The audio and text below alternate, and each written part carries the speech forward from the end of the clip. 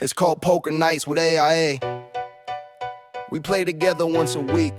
You never know what's in store, so here's a peek. The cards start to fly at 7:30 sharp. Keep your eyes on the kid and know almost consider them sharks. A boom across the room as everyone's scared. All good, that's just Gabe's aces losing the mic trips while impaired. Meanwhile, in all in showdown pops off with Lee. He's up against the Beaver bunch that includes Danny, Priscilla, and Aubrey. If he pulls this off, it will be the call. Welcome to the All In Alliance Poker Podcast. We are missing a couple of people here, so it's going to sound a little bit different with our intros. This is King Marty in the Heezy.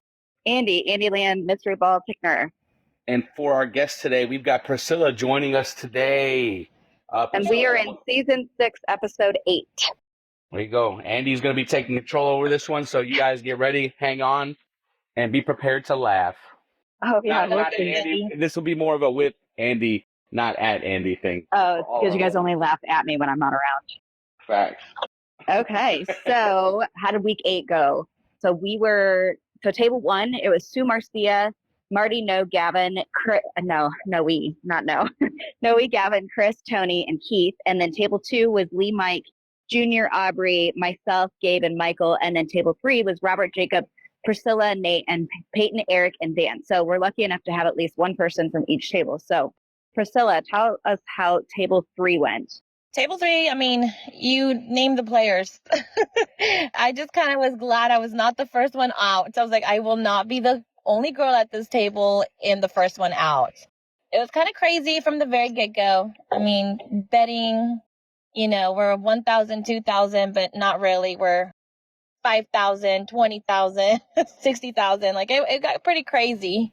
So I just had to remember to be very patient and be like, okay, I'm just going to let these guys do their thing, and then I'll come in whenever I have a good hand, which I stayed for the most part. But yeah, it's pretty crazy. Robert took the lead on that table. I know if there was one hand that I would have stayed in, which was the first or second hand, I would have taken a major stack, but I folded pre-flop. But other than that, Robert stayed ahead the whole time. So was he just catching, or was he just playing Robert? He was playing Robert. He would do his little nose smelling thing and, do what he does. I know that there was a hand that he took a pretty big stack from. I think it was Jacob. He pre-flopped to 20,000, and I mean, I'm telling you, we're only 1-2, and so I folded 7-8. I would have flopped the straight, and I think he turned a pair of 3s or 4s. That's all he had. So I was like, dang it, and he took a big stack. So he was just playing Robert, playing wild when he could, because he had the chips, and then playing like he plays poker most of the time. Yeah, so it's like, I'll go with my nose this time, not this time. I'll do this and that. And so he kept us on our toes the whole time. It wasn't always a consistent play, but he kept us on our toes. Fair enough. All right, so Marty, how was table 1? First of all, can you guys hear me okay? Yeah. So table 1 was for me, it was pretty good. We were playing consistent hands. I know the table was kind of evenly spread in terms of chips. When you're going throughout the night and watching how aggressive people should be playing right now to kind of make some moves, it was the exact opposite. I think we were playing very conservative. I think everybody was kind of really only playing the hands that they had. There wasn't a ton of bluffing going on, but there was some chips moving around. I think the biggest hand of the night, I got quad 5. So against Keith, that was pretty big hand. I mean, he read it throughout the entire hand. He had trip 10s, but I think he ended up with a full house actually. But anyway, like I said, that was the biggest hand of the night for me. I gained pretty good traction, and I just maintained after that. But as far as our table goes, like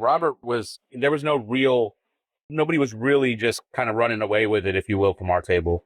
It was kind of just maintaining a couple of people here, some big plays, and a couple all-ins here towards the end after first break and stuff. But that was about it. Not a lot of action. Okay. Yeah. How about you? So table 3, I was catching hands, but then I was just getting people at the table were getting better hands than me. So Michael and I went head to head a couple of times. I think the big stack that he ended up taking from me is we both had full house, but he had higher full house. So that was rough. I even kind of was like, I hate you. Yeah, obviously joking.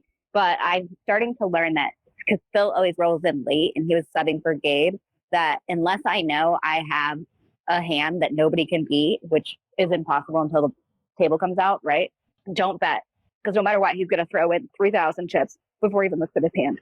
So it's just a waste of a, sorry, I'm choking. It's just a waste of a blind or a raise on yourself. So no more will I ever play a hand with Phil at when it's his first hand at the table. It's probably 2 weeks in a row now. Damn. Yeah. Well, but that's okay. So you said he caught you before. He said he caught you before as well. Yeah, last week. Or I think it was last week or 2 weeks ago when we were in the dungeon together. He showed up late, 15, 20, whatever it is, late. And then same thing, doesn't even look at his cards, throws in 3,000 or sometimes even more, I think. Gotcha. And it's like, I feel like I have a hand. And then I'm like, well, I don't want to go down low stack, because he does it without looking too. I was going to say that's the intimidation thing that he plays. And I've learned to just be like, you know what? I'm going to let you do all the betting. I've got you beat. And then at the end, I'm going to re-raise you. And that's when he folds a lot at the river. Yeah, we're giving all of Phil's secrets away, which is fine by me. By the way, we don't normally read the comments because we're right live into it. But I'll stop right now, and we've got a follower and a listener, long time listener, Dan Malroy, just stated that Phil sucks. So we're gonna go ahead and caption that up right now. So Phil, if you're out there and you suck, bro, you suck. That's it. That's all. Well, Michael says he logged in and thought we were talking about Robert, and it's Malroy, or is it? Yeah, Malroy, not Malroy. Yeah. What is it? It's Malroy.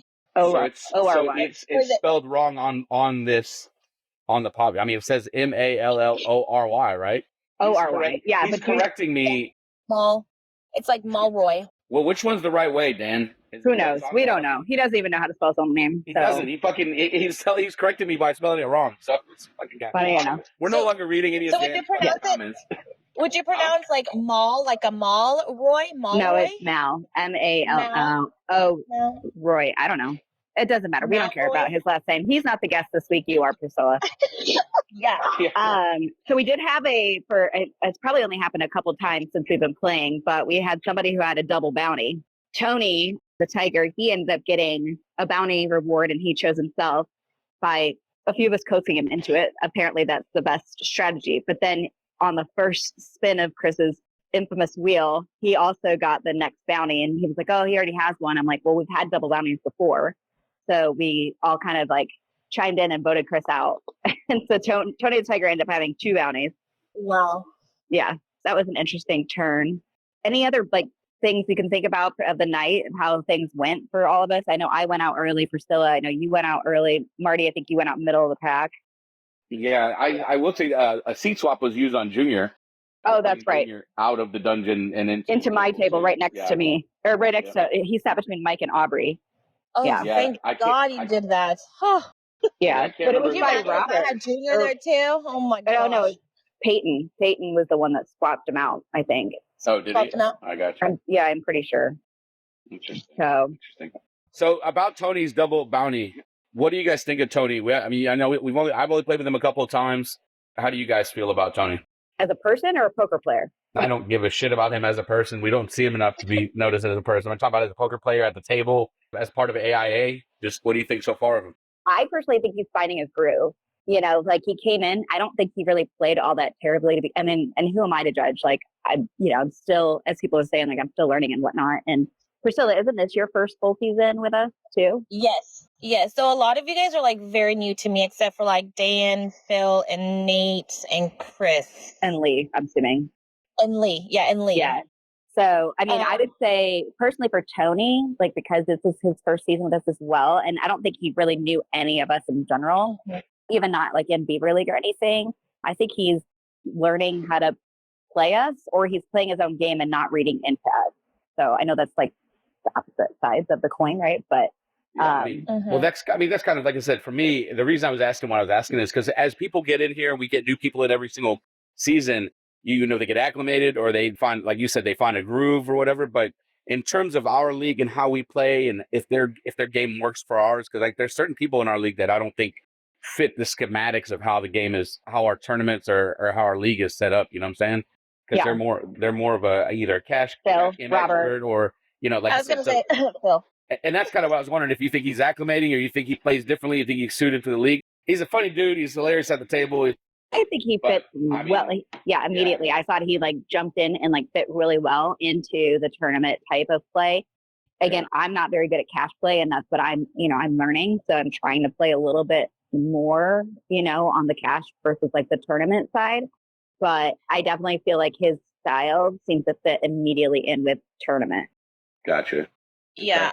I got lucky enough to play with him like second week, and then we got stuck third week together side by side, and he plays really well. There was a time where I caught him, I had trapped him, and he turns around and he asked me if I have this, and I just kind of smile and I didn't say anything. And then he's like, "You lie." I'm like, "I didn't say I didn't. I didn't say I did. I didn't really lie. I just smiled." Yeah. You just got him drawn into that, I don't want to say the widow's web or whatever, like if you were Yes. pulling him Because I was right like, in.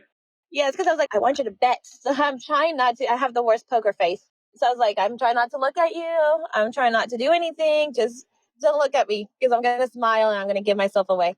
I think that night Peter was there as well. And he was just saying how I smiled and winked every time I took a person out that night. I was like, oh my gosh. Actually, You don't remember doing it? It's just, You it's don't like remember doing it? I know it's something like I just kind of like feel bad, but it's like my little tick. It's like I smile and just like wink because I know everybody's like looking at me. I'm like, oh my gosh. And I was like, I feel so bad for taking this person out. Actually, that reminds me of what happened on last week. So Junior was to my, well, unfortunately, somebody took Aubrey out really quick, but so then Junior was to my immediate right, and Michael was directly across from me, and the three of us were in a hand together, and I knew I had the hand, right? So I think I ended up raising it like something stupid, like 100K. And Junior's like, "You're bluffing," because my face got really red all of a sudden. And like when I lie, like, or I get embarrassed, I flush. But it was because I went tanning earlier in the day. And so all of a sudden, like, I got like this like face rush, and he thought I was bluffing. And it took him forever to decide if he was going to fold or not. And I think he ended up folding that hand. I think Michael went in on that hand and I ended up winning it. But it was so funny because Junior was trying to call me out about, lying or bluffing. And like, because my face flushed. And it was literally because I just got like hot. Yeah. It's like, because everybody's staring at you, right? You're like, you put 1,000 No, in it just was like, no, it actually just happened. It was just like my face just got flushed, I think, again, from tanning and drinking. Yes. So.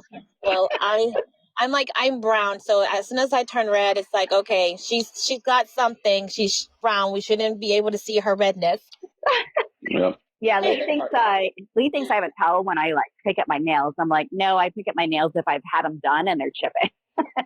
Yeah, somebody said that one time they thought my tail was like biting my lip. And I'm like, I bite my lip all the time. It's just a little like I'm in the zone.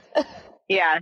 But no, I think my tail is definitely laughing or smiling or like not even looking at you. Or as you've actually self-proclaimed, like if you know you have a high pocket or something like that, you're just gonna like jam all in, shove. Yep. I will tell that. And if everybody's like, why are you shoving in?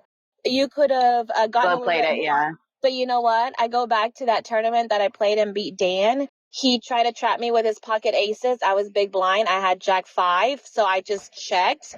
Flop was Jack. I think 2 or something like that. Okay, yeah, trips, yeah. And so, like, I shoved all in, and he snap calls me, and he turns over his aces, and I was like, oh my god, this dude. If he would have jammed or even raised a little bit on those pocket aces, I would have like folded with Jack 5 instantly. Right. So it's like I hate cracking big pairs. I think it's just But whenever when you let me limp in, I don't feel bad. I'm like, you shouldn't have let me limp in. I know, you call me out. You make me feel bad about limping. Well, no, like if the player that has the pocket pairs and they allow you to limp in when you're especially small blind, big blind, nobody's made a move. Like all power to you. They allowed it. Marty, do you feel like you have a tell? You know what? The problem is as of lately, my biggest tell has been that I'm in only hands that I have stuff with, right? But as I get late in the season, I've started to bluff a little bit more periodically, randomly. So that used to be an easy tell because I just played it, like I said, I played it for what it was, and I wasn't going to be in the hand I didn't need to be in. But no, I don't think I do. Somebody said that, like you said, by the nails thing, but I haven't bid my nails in almost since November. Because I made a promise to my wife, so right. Yeah, I don't bite mine. I take it mine, right? But like, yeah, that can't be a tell. But no, I don't think so. Like I said, like I think Priscilla said it early on when she said, "Well, you're not going to be in the hand if you don't have it." Like I know that was a thing from the beginning. Now it's just a matter of, okay, I got a hand. Do you fucking have a hand? Right. Yeah. Let's play some fucking cards, right? So, but do you want to go through the standings real quick, Andy? Yeah. So we'll do the fastest, slowest 3 minutes in poker. So how did week 8 turn out? So unfortunately, Aubrey went out first with +1, followed by Eric with +2. Sue in 20th with +3. Priscilla, unfortunately, +4. Peyton +5, which Priscilla, you have to tell us about that hand. Followed by Jacob with +6. Yours truly went out 7th. And then Gavin went out next, but had a 7-2, which gives him an additional point with +9. Noe went out next with +9, but took out Tsunami with so an additional point, giving him +10. Dan went out 13th with +10, but took out Andy with a bounty, who is also on the top, so it's additional 3 points, +13. Gabe next with +11, followed by Marty, who went out 11th with +12, but had, as you mentioned, the high hand of the night, +1, giving a total of +13, followed by Mike with +13. Keith went out 9th with +14, but took out Noe. Gavin had a 7-2, took out Marty and had another 7-2, just Marty, and then +4, so +18 total. Junior went out next with +15. Chris went out 7th with +16, but had a 7-2, so +1, total of +17. Tony the Tiger went out 6th with +17, followed by Nate in 5th with +18, but had a 7-2 and took out Junior, so an additional 2 points with +20. Followed by Lee, who survived the night, so in 4th place, +19, gives him an additional point for surviving, +20. Michael, Mr. Irrelevant, went out 3rd with +20, but took out Aubrey and survived the night, which I think that's his first point of taking anybody out this season. So +2, total of +22. Marcia finished 2nd, +21. Took out Keith, who was in the top and survived the night, additional 3 points, giving her +24. And here is the big win of the week. I don't know, I think of ever, most total points in one night. Robert finished first, +22, but took out Eric, Priscilla, Peyton, who had a bounty, Jacob, Dan, who was in the top, Gabe, Mike, Chris, who was in the top and had a bounty, a 7-2, took out Tony, who had a double bounty, Nate, who was in the top. He also had a bounty reward, had the most souls, and survived the night, which is additional +22, giving me a total of +44. Where does that leave us going into week 9? Overall standings. Lee, our host who's not here right now, is still in first place with +181, followed by Marcia, +145. Robert is in 3rd now with +141. Chris is in 4th with +139. Dan and Nate, who seem to keep tying, are tied for 5th with +133, followed by Michael in 7th with +130. And Keith, who's the cut in 8th place, is +125. Andy, unfortunately, is no longer on the top in 9th place with +118, followed by Tony the Tiger in 10th with +116. Junior's in 11th with +115. Peyton's in 12th, 114. Marty, you're not too far behind, in 13th with 112. Mike is in 14th with 110. Aubrey's in 15th with 107. Noe's in 16th with 101. Gavin's in 17th with 87. Priscilla, you're in 18th with 81. Sue is in 19th place with 75. Gabe is in 20th with 68. Jacob is in 21st with 63. And in last place is Eric with +56. And that is your fastest, slowest 3 minutes in poker. Little bit of a mouthful. Mm-hmm. Those are some crazy numbers. I know. Well, you know what I find crazy about it is last season, like Noe was so far ahead of everybody else, kind of like Lee is. But I felt like as the season went on and Marty, you can attest this, we were not all within like 20 points of each other.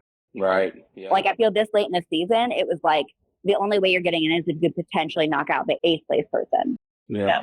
This is pretty interesting the way the standings are right now. And again, hey, kudos to Robert, man. That's the first time I've seen anybody, calculatedly take out as many people as he did, like as a collective, right? So I think it's kind of wild to see the amount of points of 22 points for last and forget first, and then another 22 or something points. Yeah, 22 points. Yeah, total 44 points. Crazy. That's crazy. So he went from 7th place, like in week 7, I think he was like middle of the pack. So week 7, he was in 7th place. No, that's not right. Week 7, he was in 14th place with 97 points.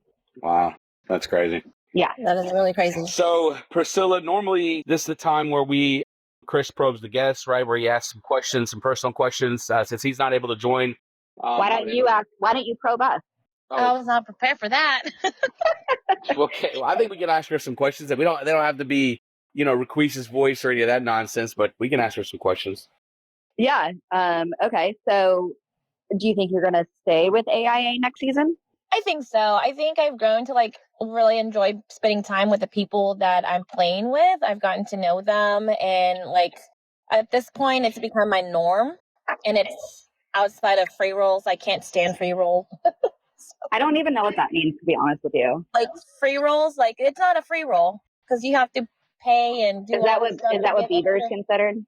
Yeah, Beaver's Okay. consider a free roll. Usually I would do a free roll on Thursdays, but I'm just like, wanted to get away from that for a little while. So this has been like my game for the last, what is it, 8 weeks now? Will that Yeah. be 8 weeks? Yeah. Yep. So it's just something that I've grown used to and it's fun. So I think I may do another season if I get a re-invite. Well, we appreciate you coming out. It's like I said, it's been a blast this season so far. So, all right. So my I guess I'll ask some questions. So what got you into poker? How long you been playing poker? And where'd you start? So I started as a dealer at WinStar. I became a blackjack dealer and I knew nothing about poker, right? Like nothing. They give you like this little test and asking you like, what's the highest point in poker? Like, Right. I failed the poker test, but once I got into training and I tested I was like one of their fastest trainers to leave the program. I left it in like 3 days. What's the 'Cause average? I went in and I knew blackjack because I've been playing it for a long time. I could see, I could count really fast and know what I needed, knew the plays. And then I got into poker the next day. And it took me about maybe 4 hours to understand the game and know what I was looking for, knew which hands were good, the stronger hands, the weaker hands, learned how to play UTH against the house, deal 3-card poker, let it ride, Mississippi stud. And so that's what got me into poker. I dealt my first royal flush as a dealer during my first month out on the floor.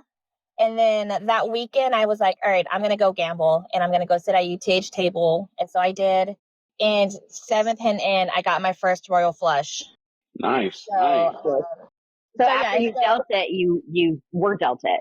So I dealt the royal flush to a patron, to like one of the persons playing at WinStar. And then I went to Choctaw and played at the UTH table and was dealt a royal flush. That's crazy. My first time ever playing poker. And then we went back. So that win was like a $5,700 win. Mind you, I had only put $100 on the table because I was scared. I was like, I know how this game goes. Everybody loses. Wow, so, that's interesting. I've been dealt about 5 royal flushes. All at casinos or at casinos. Yeah, one of them was on the boats. And so, but actually remind me to go to the casino with you, girl. Oh my gosh, I have the craziest Well, or story. not, I guess, because you'll take my money. Well, so I was teaching somebody how to play UTH against the house at WinStar. And you know how WinStar has like the progressive against the house? Nope. Like it's like they have like this progressive and you pay like $1 and you have to hit it like within the flop and your 2 cards. Oh, is that with all the buttons, like the light up buttons in front of the hand? The light up button. Yes, yes, before you start out the hand. And so the pot was at 124,000 for the royal flush. And so I was teaching this guy how to play, and I kid you not, 7th hand in, that stinker, like that guy, like hits the royal flush on the flop. So I was like, all right, don't make a move, don't do anything, just sit down. And he was like, why? And I was like, you just won $124,000. And he was max betting his spots. He ended up giving me 15 grand from it. So I was like, good night. Wow, yeah. And you quit that to go teach? Yes. You quit gambling to go teach? No, she was dealing. I know, but I'm just saying, like, part of it had to do with it. You're with the luck of your gambling, right? That's why you got so into it. I mean, yes. That's a good feeling whenever you go out there. The first time you're ever playing, you get literally the best hand ever, and the odds of that are so far and few between. All right. So I got a good question for you. Yeah. So the top 8 consist of Lee, Marcia, Robert, Chris the House, Nate, Dan, Michael Benton, and Keith. Of those 8 people, who would you remove and replace yourself with? If you had to take one off that final 8 group, who would it be, and why? So it was Lee, Marcia, Robert, Chris, Nate, Dan, Michael Benton, and Keith. Michael, Peyton, or Keith. Oh, I don't know. That's hard. They're all really great players. No, this has nothing to do with how they play. It's who the hell do you want off the table? So if you're playing, then So if then you're playing, you don't have to worry about them. Robert. I don't like their stupid taste, and that's the reason why. So give me whatever reason you want. So Robert. I think if I was on the top 8, I would want Robert out of there. Okay. No, I meant to take their place, but that's okay. To take their place, I'll take Robert. I'll take Robert's place. I got you. Okay. Go ahead, Andy. Just because I feel like I've been like, I don't want to say scared out of the winning hand, but just outbetted just because he had more chips, and I'm like, oh, I could have won that hand if I wasn't slow stack with my chips all over there. But he's Or a great if player. he wasn't like fucking crazy Smelling. person. Yeah, wasn't smelling his cards. Yeah. Maybe you could like, do the superstar, smell under your armpits and, I was like wafting my Chick-fil-A towards him. I'm like, here, maybe this will confuse you a little bit. yeah, right. So I guess to kind of follow up on that, so Keith has 125 and he's the cut, right? So below that, there's, I don't know, 5, 6 of us that are, within 15 points. Who do you think is going to jump into the top 10 between myself, Tony, Junior, Peyton, Marty, and Mike? And Aubrey's in there, so like 107. So I think you have a pretty good chance since you're like right down at 9th. But if somebody's going to make a huge jump and doesn't play too crazy, I think Junior could get up there. Yeah. He plays really well. He plays very quiet. So you never know what he's up to. You're like, all right, what does he have? But I think Junior could get up there as well. Yeah, I'm kind of gunning to break up the bromance of Nate and Dan. Yeah, do it. Yes. Let's go. But really, I want to see Chris not be at the final table at his own game. That's fun. That's funny. That's fucked up, but funny at the same time. He can watch. So I'm getting asked by the knuckleheads in the chat. It's like, who's the worst player in the league, in your opinion? Well, I don't even know. Don't worry about hurting anybody's feelings. I would honestly say, like, I haven't been playing my best game this season, like, period. Like, I've been chased out of hands that I shouldn't have been chased out of hands. I'm trying sorry, to, like, hold on, Priscilla. I forgot my own question because your instant response was that random moan. Let me see. Cannot be yourself. Okay, there you go. Okay, go ahead, Priscilla. Now I'm back on track. It cannot be myself. Oh, they're making it so hard. Okay, worst That's what she player. said. Oh my gosh. That's a hard one. Again, that's what you said. Oh my gosh. I'm gonna say Nate. Following Junior's lead, huh? Oh my god, that is hilarious. I'm gonna say Nate because he like his cop out when he has like a shitty hand or just wants to win some chips is go all in, go all in, go all in.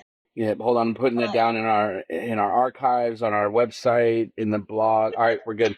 Okay. So I'm Nate, sorry, Nate. is officially the worst player in our league. And the funniest part about this is I'll take a picture of this. Let me see. Nate, ask her who the worst player in the league is. That question came from Nate, and fucking she answered with the right answer. I love it. I'm sorry, Nate. I still heart you. Oh my god. So if you had a dream table of the people in our AIA that you knew that you could dominate, so there's 7, including yourself, so 6 additional people that you knew you could take them out no matter what. Who are those additional 6 people? Gavin, Lee, you. Okay. Do you want me to run down the list of people? I think Marcia, if she's not late. Confidence. I love it. I've taken Aubrey out a couple times. If she's off. If she's off. So you're just gunning for the females. And Nate. Was that 6? Yeah, that's 6. So you got Gavin. You threw me off by throwing Lee in there. Yeah, Gavin, Aubrey, Andy, Nate, and Marcia when she's okay. Now I see. So now I don't feel bad if I pick you to go out first. Please do. I will prove you right. That's awesome.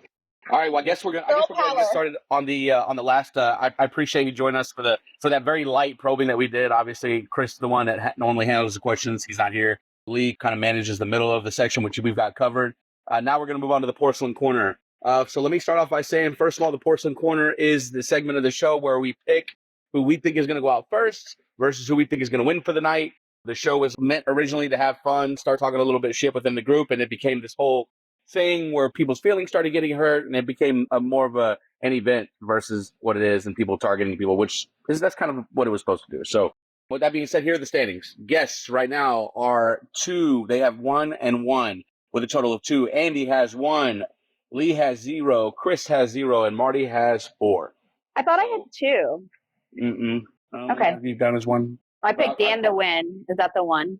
Let's see. Please hold. You picked the one that you got. Let me go back. It was Dan to win. Yeah, that was the one. Okay. All right. Okay. Sorry. Yep. All right. So Priscilla, who do you think is going to go out first, or who do you think is going to win the night this week? This is a Also, Marty, you know what we didn't do the entire podcast is say our secret word. Oh my gosh. We Nate did not say the sucks. secret word, but it's okay. I'll hook everybody up with a. We have the luck of the Irish on our side.